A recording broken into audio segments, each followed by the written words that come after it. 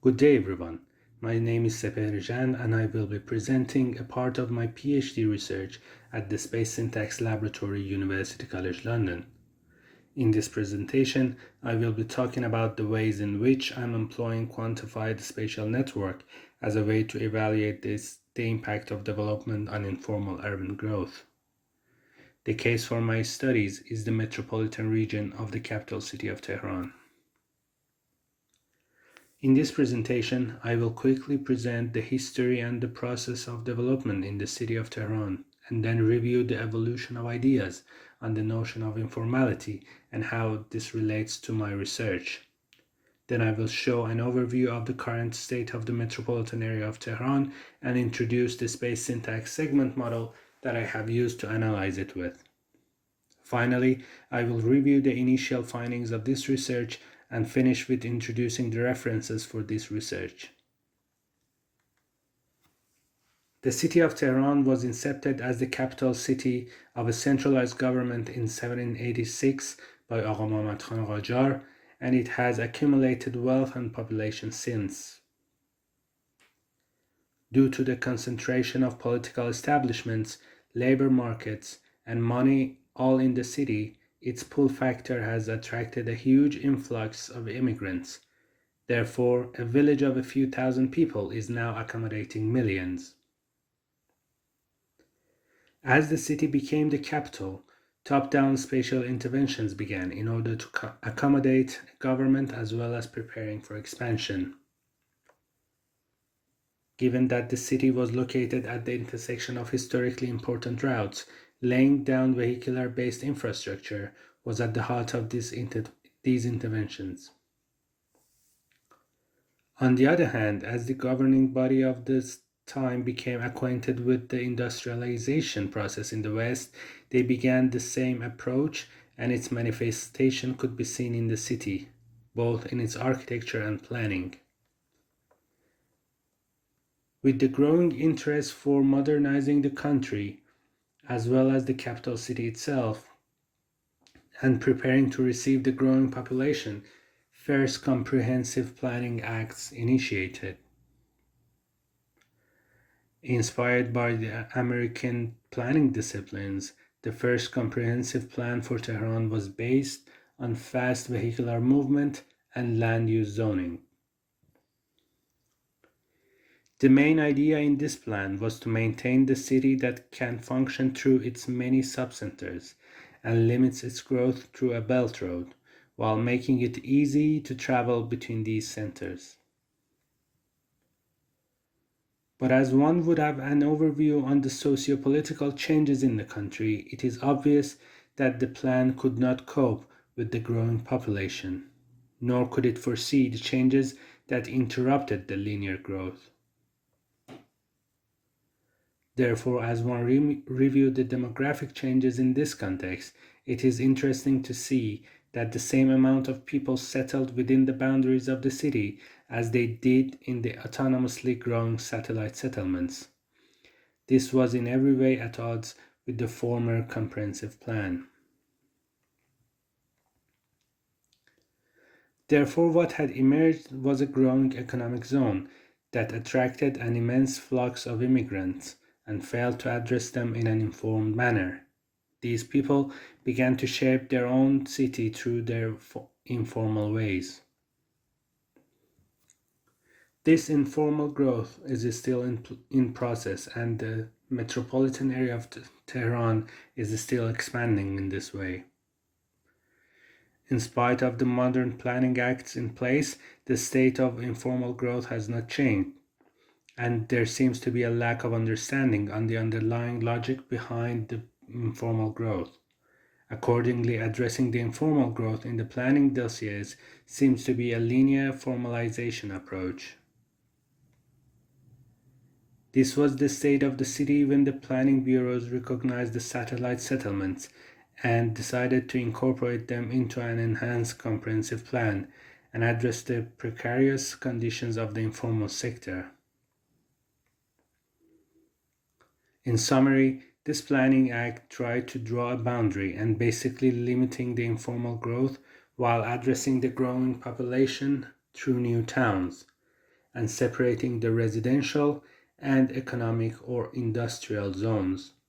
This also meant that more vehicular infrastructure was to be built. This diagram shows how the new strategy was supposed to cluster the satellite cities into one, while keeping the economic productivity of the system.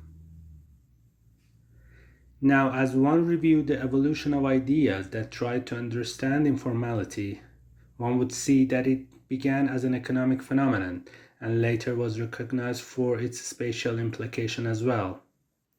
Currently, it's being suggested that not only it is an inevitable part of growing cities with uneven socioeconomic growth, but also it can be inferred as a spatial organization that could be traced through its footprint. Given this approach, and modeling a system like the metropolitan area of Tehran, one would be able to see what are the nodes and connections that would help understand whether the formal-informal dichotomy is a relevant argument altogether. Therefore, this research employs the space syntax model that is based on understanding the relationship between physical space and human activity. In this specific model, open source movement traces derived from the OpenStreetMap database are derived and simplified. Therefore, the space syntax segment model represents the space through longest single lines between junctions and then calculates the way a space is being used by how many times each segment is passed or used by with different scales. In this model, various measures of centrality could reveal the way the system functions at different scales. This slide shows the most commonly used routes within the system at the global scale. This is comparable with the initial plan that set up for a linear east-west high-speed vehicular access. Within a 40-kilometer radius of analysis, one can see that the satellite settlements are connected within this system. That enables the movement and utilizes the economic productivity of the system. The centers of this system can be sought after using another measure of centrality known as closeness centrality or integration in the space syntax jargon. This measure would help identify the centers of economic activity that are connected through this economic system. And though using different measures of analysis, the meso and micro centers of activity that have grown through the expansion of the system can be identified. At each scale, one can see the relationship and the extent to which these centers of activity are connected. Therefore, finding the right radius of analysis could help show where these economic nodes are, how they are connected, and therefore make suggestions about the nature of living condition as well as its productivity nature. A local analysis of integration in the system reveals all the various local centers of activity and also helps identify between the bottom-up built function centers and top-down planned non-functional towns. Given these findings, one could use the right scale of analysis to identify how different are the so-called formal new towns in contrast to the informally grown settlements.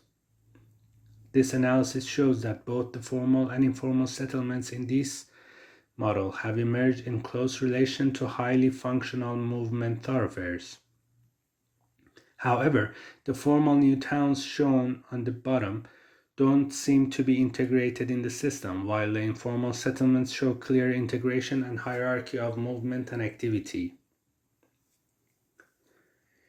These measures were later used in a combined analysis that used both global connectivity principle and local activity to use and identify the informal settlements in this system.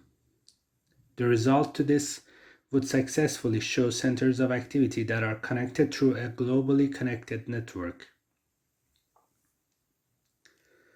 Comparing these results with the original development plan could create an initial image on how the outcome of the development programs and policies differ from what the process of urban growth has resulted in. The scattered set of informal settlements in this case show a considerable discrepancy between the original plan and the realized built form. Further, to evaluate these measures, the values can be compared to the formal government data that differentiated between the functional planned parts of the city and the non-functional urban segments, which were based on three measures: the average size of the plots, penetrability of the urban blocks, and the state of the physical structure of the buildings. Given these three conditions, the urban blocks are then classified within the Urban Dilapidation Index. Further, to see the correlation between these measures, the space syntax closeness centrality measures, the average local integration values in each block was calculated and plotted onto the same block configuration as the official government data. So far, this comparison shows that there is a meaningful correlation between these measures and official data. Therefore, this initial study suggests that the singular or combined space syntax metrics may help identify the state of the urban fabric and use it as a basis for evaluating the impact of development on informal growth. More detailed articulation of this research can be found in the proceedings of this conference. And the theoretical foundation of this research could be found through these resources. Thank you, and please send me an email with questions in relation to this research.